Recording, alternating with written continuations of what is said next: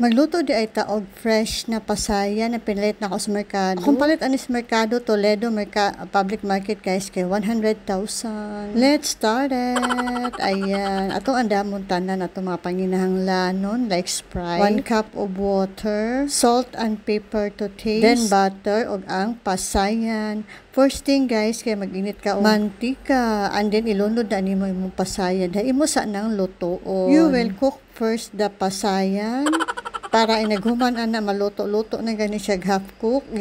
Butangan dayon nimo siya og ahos. Ay na pa nimo butangan og ahos og sibuyas. Kay lutoon pa man ng ahos og sibuyas diha ra pod dapita. So mingon ana na yung hitsura guys later on nga ma-full na iyahang orange.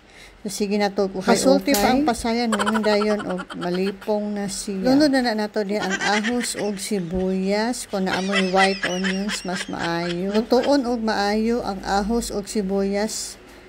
Kung mahimo, kay dili man ni siya and stick. So, mutuhop dayon ang iyahang mantika. Punan na to og olive oil, guys. Olive oil ni akong gamit for healthy purposes. And we will cook the garlic and onions. After that, when it's brown, we will combine it to the shrimp. Later on, i-combine na nato siya tanan para ma-equal yung luto.